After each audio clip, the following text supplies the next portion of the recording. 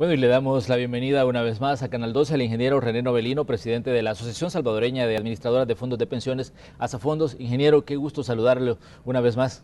Gracias. Buenos días a todos. Buenos días, Manuel. Muchísimas gracias por la invitación. Vamos a ponernos al día en el tema entonces. Exactamente. Me gustaría que comenzáramos hablando sobre lo que ha surgido como un punto importante, creo yo, en la reforma del tema pensiones, y es esta mesa técnica que se ha creado en Casa Presidencial y que se pretende poner a funcionar entre una representación del gobierno y del Partido Arena. ¿Cómo ven ustedes que el tema se discuta en esta mesa en Casa Presidencial?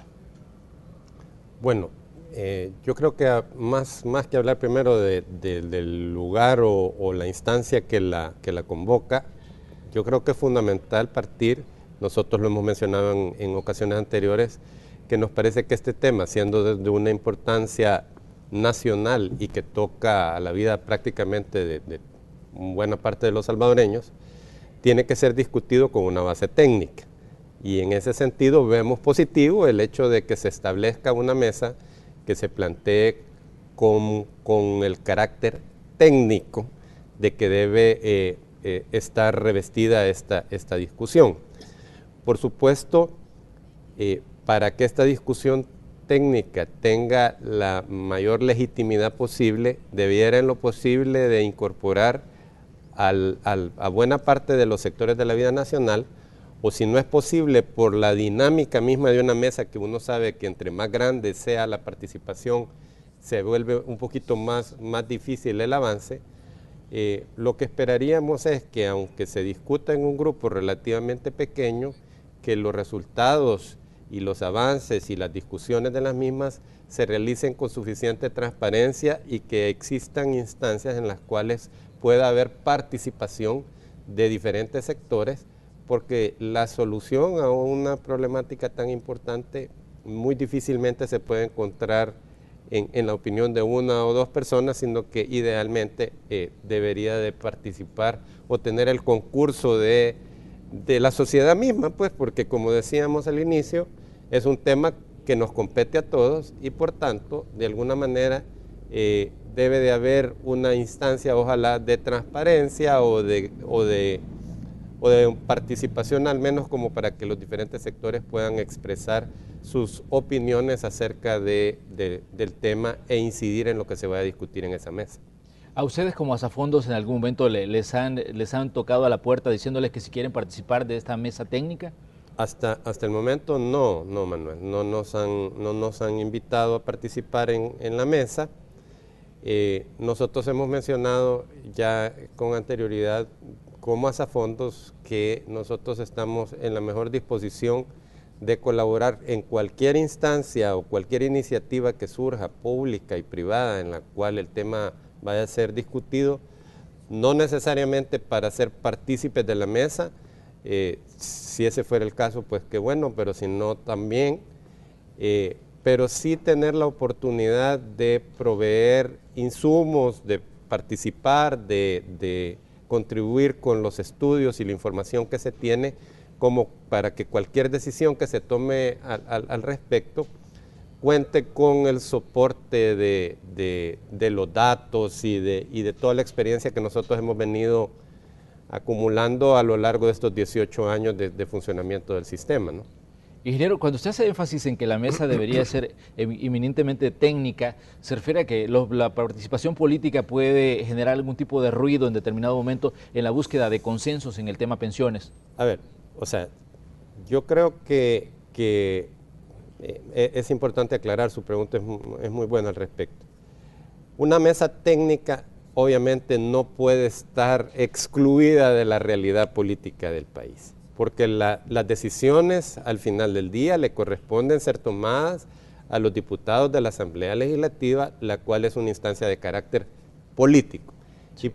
Y por tanto no podemos decir de que esta es una propuesta que va a salir de una mesa técnica y que por tanto no hay una incidencia política. Debe de haber una incidencia política porque es un tema nuevamente de interés nacional.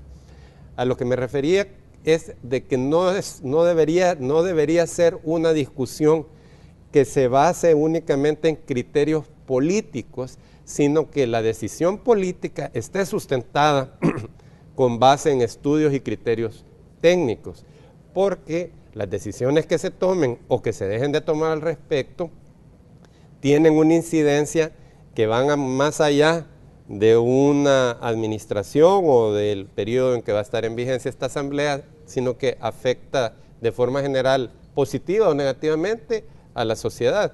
Y en ese sentido es que nosotros insistimos en que, aunque lógicamente la decisión es una decisión política al final del día, tiene o debería de tener un sustento de carácter técnico. En ese sentido, nosotros visualizamos más bien como dos instancias, una eminentemente técnica de soporte o apoyo a una comisión o una mesa de carácter político en la que se integren las diferentes fracciones que están representadas en la Asamblea Legislativa, que insisto, son al final del día los que van a tomar la decisión de aprobar o no aprobar determinadas medidas. Pero, ¿qué les preocuparía a ustedes de esta mesa en Casa Presidencial? Los términos en que se pueda negociar, el tipo de propuestas que se pueda llevar a este centro de discusión entre el Partido Arena y el gobierno. Bueno, como todavía no se ha instalado, es como muy difícil o prematuro plantear preocupaciones. Más bien podría yo hablar de expectativas. La expectativa nuevamente es de que desarrollen una metodología de trabajo en la cual se parta de información objetiva, de diagnósticos que afortunadamente en nuestro país, en este y en diversidad de temas, siempre se dice que tenemos diagnostitis, ¿verdad? Tenemos infinidad de diagnósticos y en efecto hay una serie de documentos publicados por diferentes entidades que pueden servir de base claramente para la discusión en la mesa, es decir, no se parte de cero, y yo creo que esa es una gran ventaja. De igual forma, tampoco se parte de cero en lo que se refiere a la formulación de propuestas, porque ya existe y nosotros hemos compilado, nosotros me refiero a la asociación a la que represento, junto con otras organizaciones que conformamos la Iniciativa Ciudadana para las Pensiones, una matriz, Manuel, en la cual se ha juntado todas las propuestas que las diferentes organizaciones del país, de carácter sindical, de carácter de gremiales empresariales, tanques de pensamiento, han formulado al respecto de pensiones, con el objeto también de facilitar como un insumo a las instancias donde se pueda llegar a discusión este tema, para ver de que también hay bastante camino recorrido. Es decir, esta mesa no va a empezar a partir de una hoja en blanco, sino que hay bastante información que puede hacer, que debería ser, desde nuestra perspectiva, tomada en consideración a la hora de la discusión para poder optimizar y hacer más eficiente la discusión. Pero ¿cómo ven ustedes de que el gobierno presentó en febrero su propuesta de reforma al sistema de pensiones? Luego ahí cobró fuerza el debate sobre la reforma, pero a pesar de que ya estamos en noviembre, han transcurrido una buena cantidad de tiempo, los avances que se tienen en esta materia son bien pocos, son más los puntos de choque que se han dado a lo largo del camino. ¿Les preocupa a ustedes que no haya todavía una discusión en forma, un análisis en forma de lo que podría ser a futuro una reforma del sistema de pensiones? A ver, yo creo que la agenda nacional está llena de temas importantes y la prioridad, según todos estamos claros, ha sido el alcance del acuerdo de la semana anterior, que dicho sea de paso sabemos que cubre un periodo específico de emergencia y que la discusión al respecto todavía va a continuar. Y en ese sentido comprendemos que luego del fallido intento de la aprobación de la reforma entre febrero y abril de este año, pues la discusión ha girado más en términos de la problemática fiscal del país, que dicho sea de paso es lógicamente un problema más grande y más urgente que el tema de pensiones. Sin embargo, nosotros consideramos que es positivo que si ya el camino de la discusión para solventar el problema fiscal del país ya inició, se dé inicio en paralelo a una discusión a profundidad del tema de pensiones, y en ese sentido vemos positivo que se hable de la instalación de la mesa, y tenemos una expectativa positiva de que se pueda encontrar una solución en la cual, tal como hemos insistido en diversas oportunidades, Manuel, se plantee una reforma que no tenga una visión o un sesgo únicamente a solventar problemas fiscales de corto plazo. En ese sentido, en la medida en que se pueda encontrar una solución al problema fiscal del país de una forma más integral, nosotros vemos que eso abre el espacio a una discusión técnica y profunda del tema de pensiones, con el objeto de asegurarle a todos aquellos que nos están viendo hoy por la mañana que las medidas que se tomen se orienten a cumplir el objetivo de pagar pensiones suficientes de una forma sostenible y no únicamente a encontrar una solución de parche de corto plazo a la situación fiscal del país, utilizando dinero que está o que debería estar guardado o orientado a cumplir el objetivo de respaldar las pensiones de los salvadoreños. En ese sentido, en la medida en que la solución al problema fiscal avanza, yo creo que se va abriendo el espacio como para hablar de una reforma de pensiones que tiene sus propios retos y que tiene su vínculo también con el tema fiscal, sin lugar a dudas, y que por tanto debe ser una cuestión equilibrada entre hallar una solución a cómo se va a pagar la deuda del ICE y el INPEP, que es un tema de carácter fiscal, con el objetivo último del funcionamiento del sistema, que insisto es pagar pensiones suficientes de forma sostenible a los salvadoreños. Entonces tenemos que encontrar una solución equilibrada entre esas dos necesidades.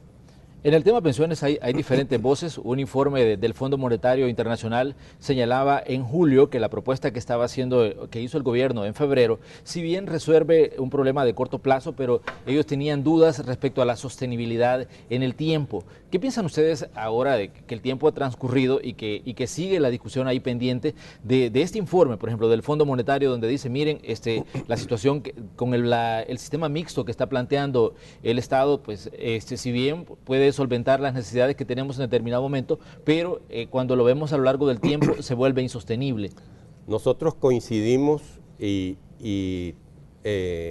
la sociedad salvadoreña ha tenido acceso recientemente también, pusieron a disposición de los salvadoreños el estudio que fue financiado con recursos del BID y que fue desarrollado por una firma mexicana respecto de la evaluación del sistema mixto, y ahí hay una confirmación de lo que el mismo Fondo Monetario también ya había mencionado, en el sentido de que la propuesta gubernamental pretendía únicamente o estaba orientada fundamentalmente a hacer llegar recursos en el corto plazo, precisamente enmarcado en una crisis fiscal, a cambio de dejar una deuda mayor a futuro que, de acuerdo a esos estudios, lejos de arreglar el problema, lo que hacen es hacerlo más grande en el tiempo. En ese sentido, nosotros coincidimos con los diferentes sectores en que se plantean de que tenemos que balancear nuevamente objetivos de corto plazo, que son legítimos en el sentido de que hay una situación fiscal difícil, con los objetivos de mediano y largo plazo, que son la sostenibilidad del sistema. No podemos arriesgar por solventar un problema de caja de corto plazo, no podemos arriesgar el futuro de millones de salvadoreños a cambio de cubrir necesidades que no son de pensiones, sino que son de otra naturaleza y que por tanto deberían de tener idealmente otra fuente de financiamiento, que esperamos que sea lo que se siga discutiendo en la mesa fiscal que está conformada entre el gobierno y el partido de oposición. Hay elementos también en este informe del Fondo Monetario Internacional que al leerlo un cotizante seguramente le genera preocupación, porque se menciona en ese mismo documento del Fondo Monetario de incrementar la edad de jubilación y la tasa de contribución, esto para garantizar, decía, la sostenibilidad a largo plazo. ¿Ustedes cómo ven estos elementos que no hay duda que en determinado momento van a entrar a discusión en la mesa esta que se está creando en Casa Presidencial? Yo la última vez que usted tuvo la gentileza de invitarme, le comentaba que yo creo de que en una discusión de pensiones no puede plantearse ningún tema como tabú de entrada. Sí. Es decir, hay que poner sobre la mesa todos los temas. Aquellos que son más bonitos y aquellos que son más feitos. Nosotros particularmente tenemos un criterio formado sobre el tema de la evaluación de esas medidas y lo que hemos planteado es, si se van a analizar, hay que analizarlas de forma integral. Me voy a referir específicamente al tema de jubilación, de la edad de jubilación. Uno no puede aislar el funcionamiento del sistema de pensiones de la realidad nacional. Y la realidad nacional es que en una economía que crece a los niveles que está creciendo la nuestra por muchos años ya, en la cual la generación de empleo formal es de 5,000, 6,000, 7,000 puestos al año y hay 60,000 jóvenes salvadoreños que desean integrarse a la fuerza laboral año con año. En un contexto como ese, uno debe analizar las consecuencias que tiene elevar la edad de jubilación y obligar a las personas a permanecer durante más tiempo en el mercado de trabajo de cara, no a si tiene o no tiene la capacidad de seguirlo haciendo porque puede ser que tenga la fuerza física, sí, sino que el hecho de si hay suficientes puestos de trabajo para mantenerle el empleo a las personas mayores y generar empleo para las personas más jóvenes que se quieren incorporar al mercado laboral. En ese sentido, la discusión de pensiones tiene que estar rodeada también de elementos de realidad, de crecimiento económico, que hay otra mesa que lo tiene que ver, de generación de empleo y de medidas que vayan orientadas a formalizar el empleo en El Salvador. Si no tenemos esos otros elementos de discusión, tomar una decisión de esa naturaleza puede ser de que se oriente, como dice el Fondo Monetario, a darle más sostenibilidad a esto, pero puede tener efectos negativos en otras áreas fundamentales de la vida nacional. Por tanto, su análisis no debe ser tan simplista como decir hay que subir de aquí para acá, sino que hay que ver todas las consecuencias y como sociedad, y como es un tema que afecta a todos, que todas las personas tengan algo que decir al respecto. Es difícil que le vamos a preguntar a 6 millones, pues, pero a través de diferentes consultas que se pueden hacer a organizaciones que representan a diferentes fuerzas vivas de la nación. Ingeniero, vamos a hacer una pequeña pausa comercial, pero al regresar vamos a hablar de rentabilidad, vamos a hablar también de la cantidad que se recibe en El Salvador como una pensión. Así es que les invitamos a que continúen con nosotros, ya regresamos. Gracias por continuar en sintonía de Canal 12. Esta mañana en el espacio de la entrevista de Hechos AM estamos conversando con el presidente de Asafondos, el ingeniero René Novelino. Ingeniero, me gustaría que habláramos sobre lo que ha pasado con esta reforma que se hizo al Fideicomiso de Obligaciones Previsionales. El 29 de septiembre se aprobó la reforma. El 30, ANEP presenta una demanda ante la Corte Suprema de Justicia pidiendo que hay elementos de inconstitucionalidad en lo que se había aprobado. El 7 de noviembre la Corte Suprema de Justicia acepta la demanda de ANEP y congela el mecanismo que se había establecido para pagar parte de la deuda que el Estado tiene con los ahorros de los trabajadores. La pregunta es, en enero el gobierno va a necesitar más fondos para poder abonar a esa deuda. ¿Les preocupa a ustedes que no haya certidumbre sobre qué se va a hacer con la deuda que tiene el Estado, con los ahorros de los trabajadores? A ver, nosotros hemos mencionado ya con anterioridad, bueno, y quizás señalar que vemos como muy positivo la medida cautelar que la Sala de lo Constitucional dictó, en el sentido de que preserva mientras hacen el análisis respectivo de la demanda, preserva el derecho de los trabajadores a mantener su ahorro y no tener que seguir invirtiendo en estos certificados para el pago de la deuda del gobierno.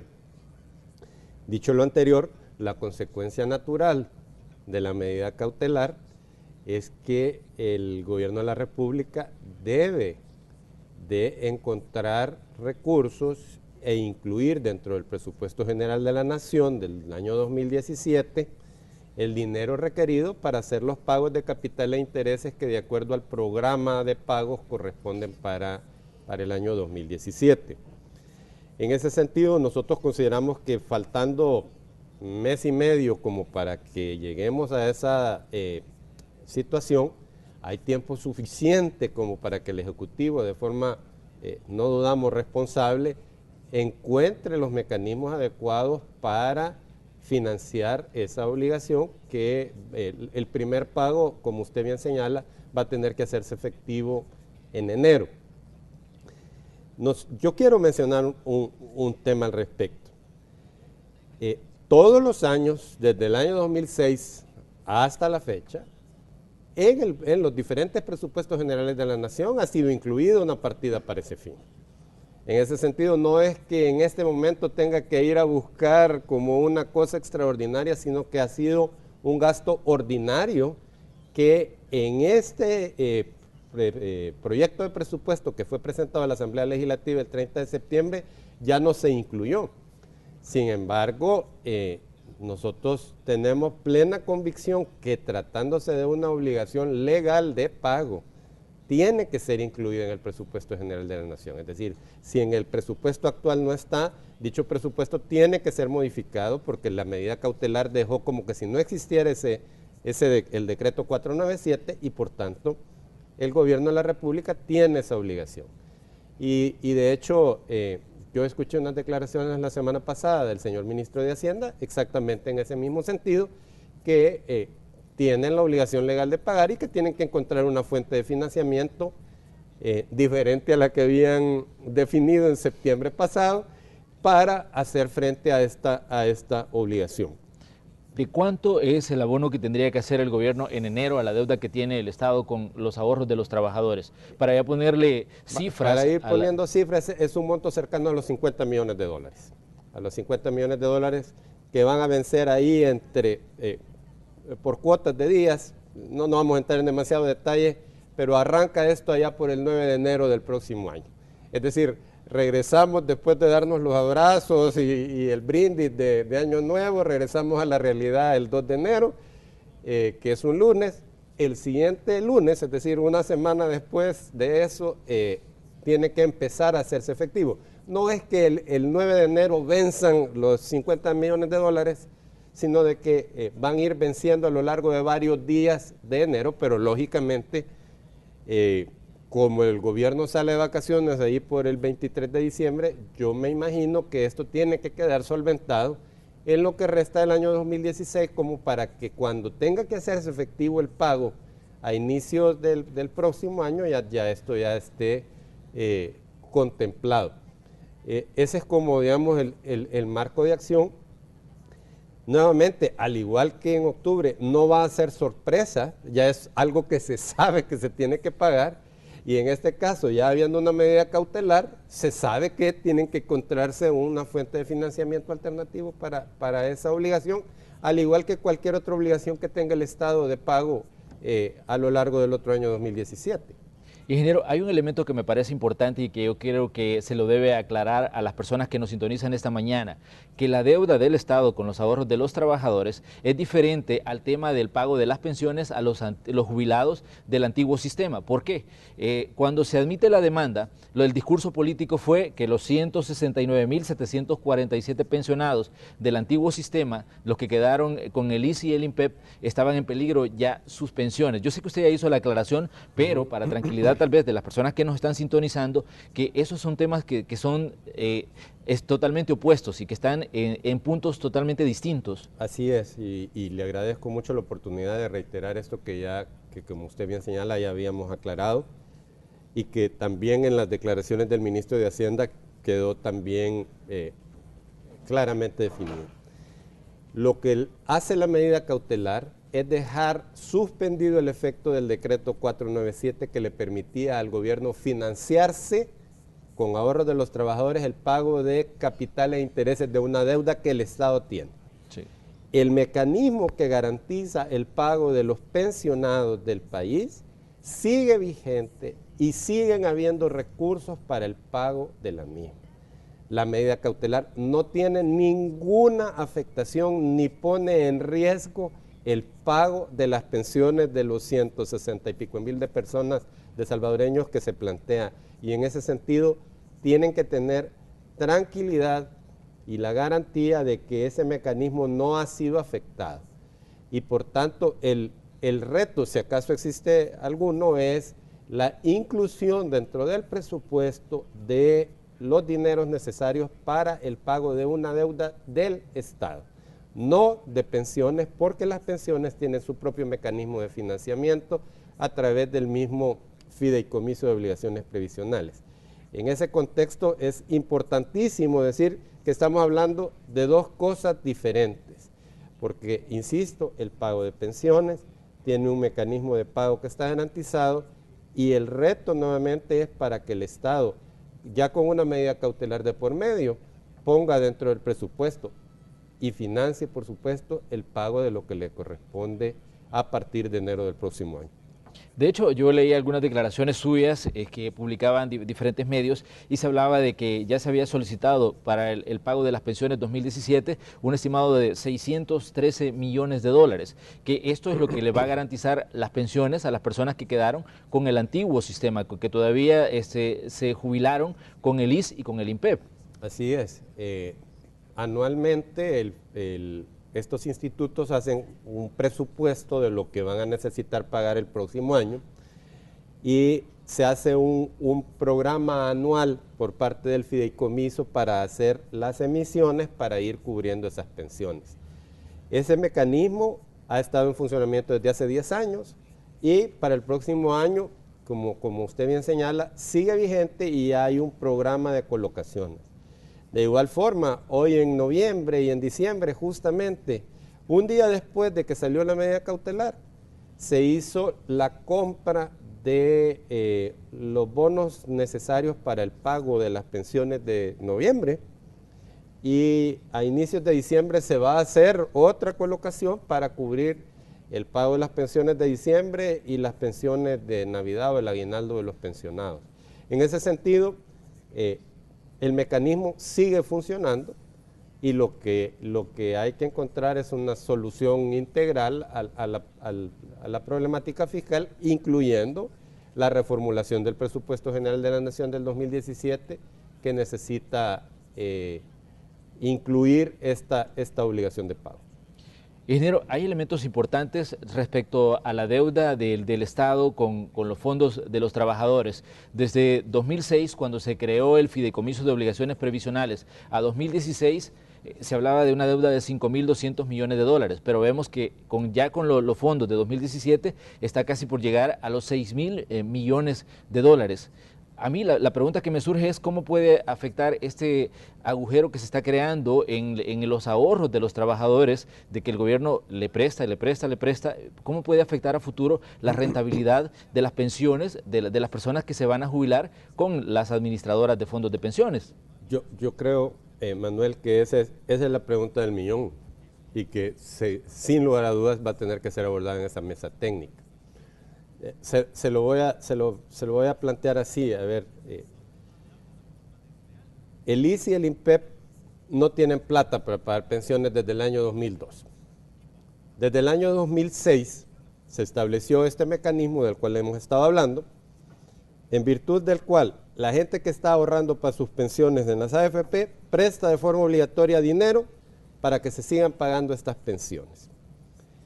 Y el Estado de El Salvador, desde hace 10 años, directamente no está pagando esas pensiones, aunque es su obligación como un gasto más, como cualquier otro que tenga el Estado. Como política pública se definió que ese pago de pensiones se iba a hacer mediante la emisión de deuda y que íbamos a obligar a otro colectivo a comprar esa deuda. Entonces, yo creo que en la mesa se va a tener que analizar.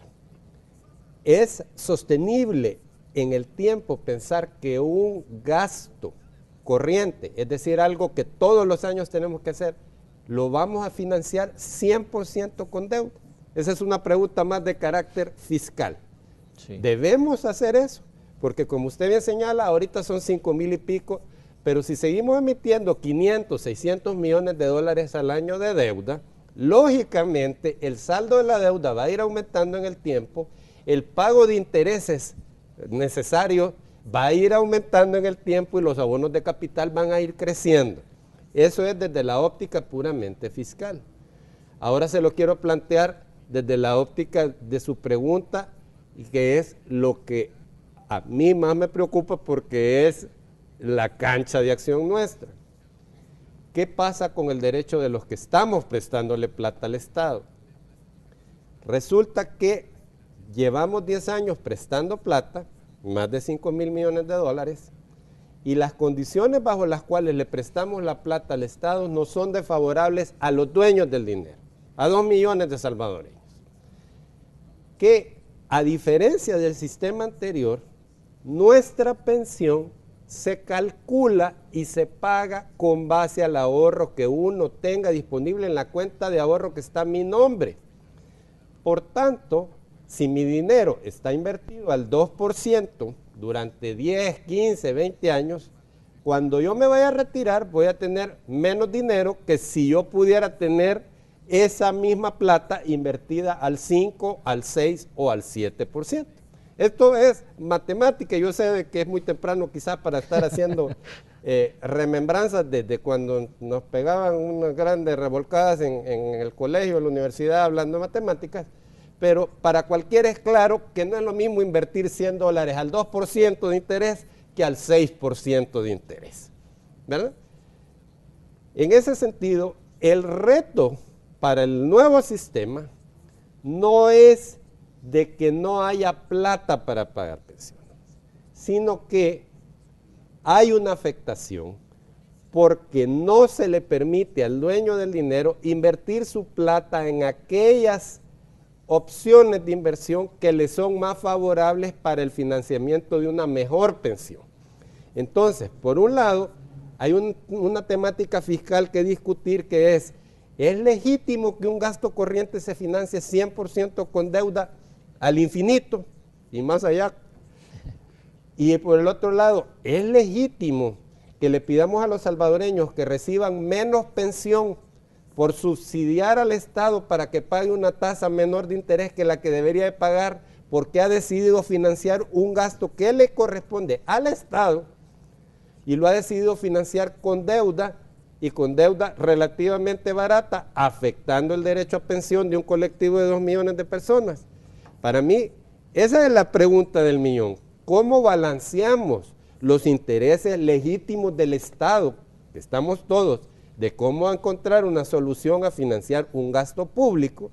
Pero por otro lado, señores, si este es el futuro de la gente aquí, y cuando se le venga a calcular una pensión menor a la expectativa que la gente tiene, la gente va a reclamar y va a decir, bueno, ¿y qué pasó? Pues, y eso es legítimo, esa pregunta es legítima, que como sociedad le demos una respuesta balanceada a ambas cosas. A mí me llamaba la atención porque la última vez que usted estuvo acá, hacíamos el ejercicio. Si yo tengo $100 ahorrados como fondo de retiro, ¿cuánto le he prestado al Estado? Y usted me decía $58. Eso significa que esos $58 están ganando una rentabilidad del 1.9%, 2 puntos porcentuales, mientras que los otros $42 están invertidos a una rentabilidad mayor. A pesar de que hay una diferencia y que los $42 que tengo invertidos me están ganando más rentabilidad, al final esto va a tener un impacto grande cuando yo me retire, que es lo que está usted explicando en este momento. Exactamente, exactamente. Y la afectación, yo quiero insistir, es una afectación a nivel individual, porque es ahorro individual. Es decir, si mi dinero tiene que ser invertido al 1.9 o al 2, la mayor parte de él, el 58% ahorita, lógicamente eso le pone un ancla, restringe la posibilidad de que mi dinero se vaya incrementando en el tiempo. Y lo voy a pagar de forma individual, percibiendo una pensión menor a la que podría haber recibido si mi dinero pudiera ser invertido todo al 6%. Entonces, vuelvo a insistir, creo yo que una temática fundamental en la discusión técnica de este tema es encontrar un mecanismo sostenible del pago de la deuda del ICI y el INPEP. y por otro lado, medidas que vayan orientadas a mejorar las pensiones de los salvadoreños.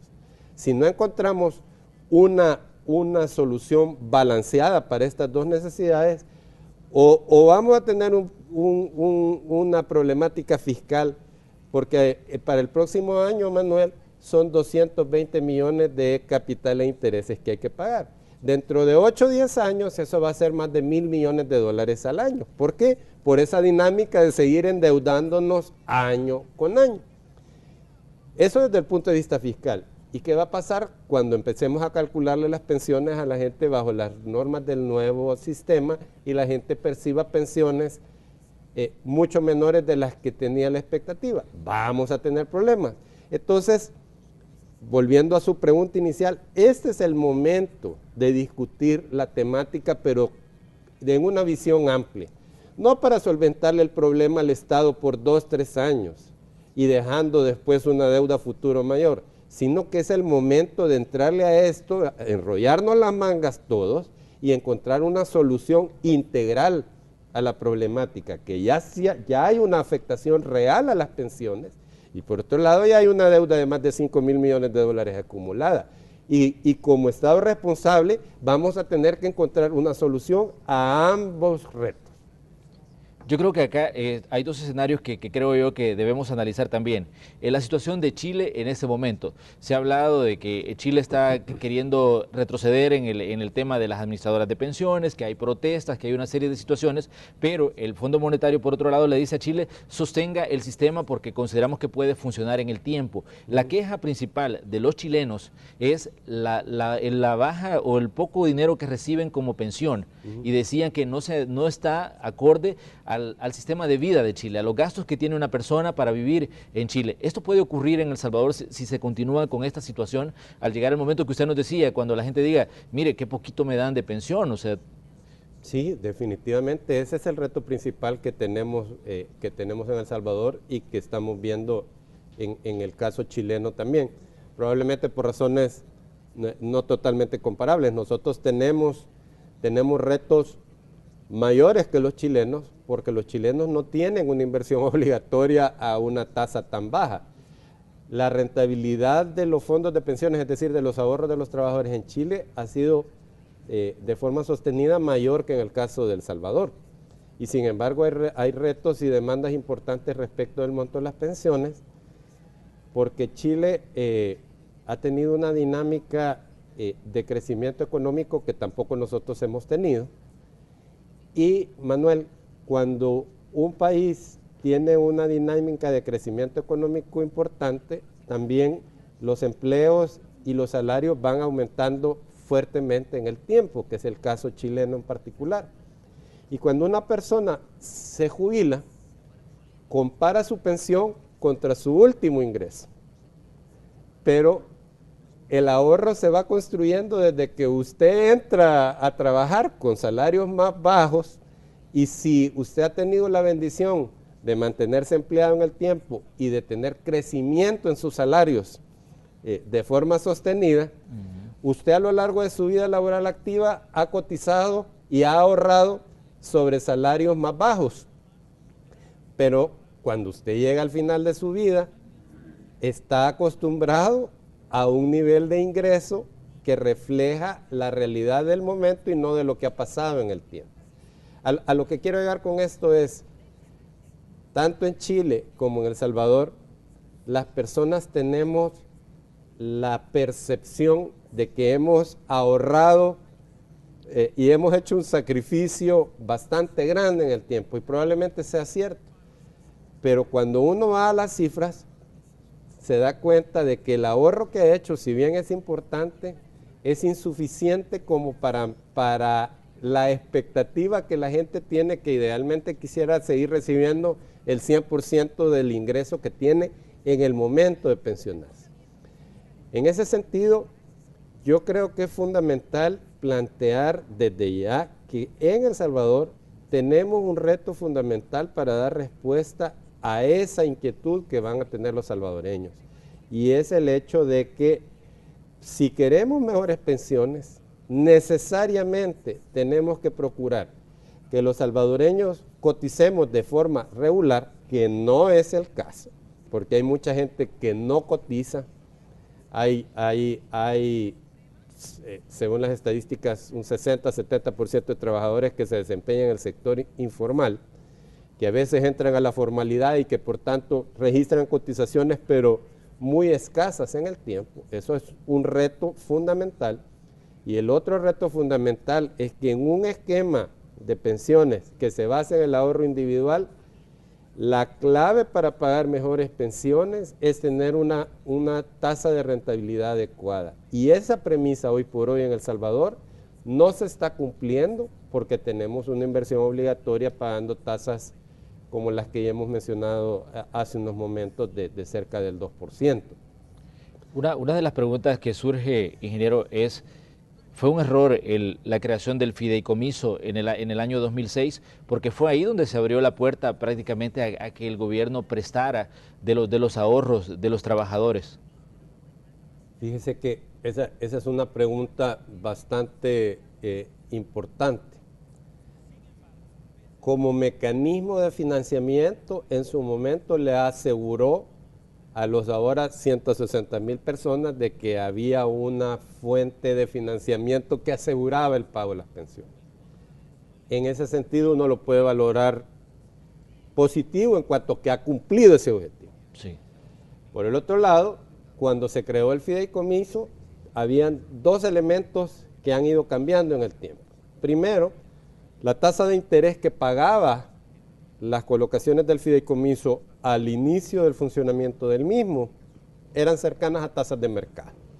Primer elemento.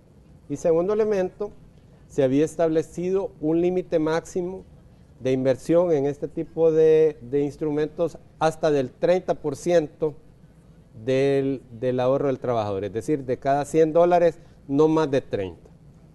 Pero esas dos premisas en estos 10 años se han cambiado. Lo que en su momento era equivalente al pago de tasa de mercado ha llegado a ser tasas tan bajas como de 1.15 anual, 1.25 anual. Eso por una parte. Y por otra parte, el límite se aumentó en el tiempo. Entonces, son dos condiciones que nuevamente se toman desde la visión del Estado, de seguir financiándose, pero sin medir los impactos que eso tiene en las pensiones de los salvadoreños. Invertir en deuda pública en sí mismo no es una cosa mala per se, pero invertir en deuda pública a una tasa de interés que a usted de hecho le va a bajar la pensión, ese sí es un problema. Los condicionamientos serían el punto donde estaría digamos, el centro de la discusión. Las condiciones bajo las que se hace la inversión en deuda pública. Exactamente, yo creo que ese es el tema fundamental que hay que revisar. Bueno, vamos a hacer una nueva pausa y al regresar tenemos algunas inquietudes que nos han dejado a través del sistema de WhatsApp, el 76971235, que tenemos habilitado para que usted interactúe con los diferentes espacios de Noticiero Hecho. Ya volvemos. Bueno, estamos ya en la recta final del espacio de la entrevista correspondiente a este martes 15 de noviembre. Vamos a leer algunas de las participaciones que nos han dejado a través del sistema de WhatsApp. Les recordamos que tenemos habilitado el número 76971235 para que usted nos agregue a sus contactos y deje ahí sus comentarios y preguntas sobre los temas que abordamos en este espacio todos los días. Vamos a leer el primero de las participaciones. En un país donde no hay empleo y además con discriminación laboral por edad, subir la edad de jubilación causaría mucho daño. Habría que mejorar los niveles de empleo y evitar discriminación para poder ser más factible estas medidas. Muy buen análisis del ingeniero Novelino. Felicidades. Tenemos otra participación más. Es esperanzador contar con la sala en este caso, pues es un robo a todas luces por parte del gobierno el abuso en el uso de estos fondos privados. Dice otra de las participaciones. Tenemos una más, dice, ¿es justo que financiemos pensiones del 100% o más de salario de los pensionados del sistema anterior con nuestros ahorros si cuando nos jubilemos nosotros nos darán el 40% de los salarios actuales? Tenemos ahí algunas de las participaciones de las personas que han estado atentas a través del 76971235. Ingeniero, sus comentarios y valoraciones sobre lo que dicen los ciudadanos a través del WhatsApp. Bueno, yo creo que retoman básicamente las preocupaciones que tenemos. El último WhatsApp, por mencionarlo, es legítimo plantearse esa duda. Estamos los trabajadores ahorrando para nuestra pensión, invirtiendo de forma obligatoria para financiar pensiones que artificialmente son altas, y digo artificialmente en el sentido de que no hay un respaldo económico, financiero, de dinero para pagarlas, a cambio de que se reciban menores pensiones de las que uno tiene la expectativa. Yo creo que es legítimo balancear la mesa entre una cosa y otra. Respecto de lo de la inversión, vuelvo a insistir, no se trata acá de demonizar o de satanizar la inversión en deuda pública. Lo que se tiene que buscar es un mecanismo sostenible para que los pensionados del ICE y el INPEP, que legítimamente tienen su derecho de pago, lo sigan recibiendo de acuerdo a las condiciones que la ley plantea. Pero yo no estoy de acuerdo con la idea de que la única manera de mantener ese derecho sea afectando el derecho de otros. Yo creo que es importante, insisto, y la palabra clave es balance entre los derechos y necesidades de los diferentes grupos en nuestro país. Yo creo que el tema pensiones es una discusión en diferentes países del mundo. El secretario técnico daba unas declaraciones en estos días y decía, la reforma de pensiones es necesaria, los sistemas de pensiones previsionales en América Latina están entrando en crisis, no es un problema de El Salvador, está pasando en Chile y ha pasado en diferentes partes de América Latina. Yo creo que los escenarios son los que son distintos, sí, respecto a la problemática. Claro, el tema de pensiones, Manuel, siempre va a ser retador en todos los países del mundo, de acuerdo a sus propias circunstancias. Recuerde que se trata de uno de los temas más sensitivos para las personas, que cuando uno está joven no se acuerda de él, pero está diseñado para cubrir estados de necesidad. Cuando uno pierde las fuerzas físicas para trabajar, por la edad, por una discapacidad o por el fallecimiento de un miembro que proveía a la familia. Entonces son temas que tocan la fibra más sensible de la sociedad, creo yo. Y por tanto siempre van a haber retos, porque de una forma u otra son sistemas perfectibles. Nada es perfecto salvo nuestro creador, y por tanto siempre va a haber polémica y siempre va a haber necesidad de tener este tema en discusión. Pero, insisto, y vuelvo al tema, una discusión basada en criterios técnicos y no únicamente en una visión ideológica de los mismos. Ingeniero, le voy a hacer una pregunta que creo yo que usted dirá, siempre me pregunta lo mismo, Manuel. Ingeniero, ¿qué tan sostenible es el actual sistema en las condiciones de operación que está en este momento?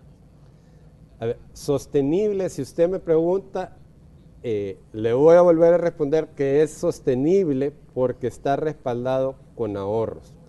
Lógicamente, si esos ahorros están invertidos en buena parte en deuda pública a una tasa de interés muy baja, el reto principal no es que no sea sostenible, sino que pague pensiones que cumplan la expectativa de los salvadoreños. Ese es el reto fundamental de este sistema. La sostenibilidad está garantizada, Manuel, porque su pensión se va a pagar con su dinero.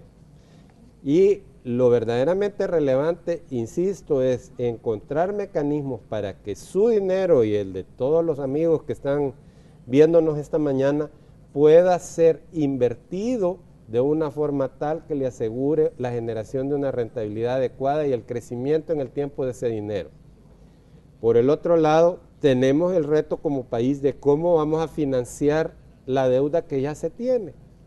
Y yo insisto, eso es legítimo discutirlo desde la óptica fiscal, pero no de espaldas a la realidad de la necesidad de pago de pensiones adecuadas para este nuevo colectivo. Entonces, el reto, insisto, no es de sostenibilidad, sino que es de suficiencia y de cumplimiento de expectativas, que es fundamental también de cara a los salvadoreños. Bueno, ingeniero, hemos llegado al final del espacio de la entrevista. Una vez más le agradecemos que haya tomado parte de su tiempo para venir a conversar con nosotros aquí en Canal 12 sobre este tema que es tan relevante para este país. No, yo estoy muy agradecido con usted por la invitación y con todos los que estuvieron con nosotros esta mañana. Muchísimas gracias. Así llegamos al final del espacio de la entrevista. Les invitamos a que continúen con la señal de Canal 12 porque ya viene la segunda parte de Noticiero Hechos.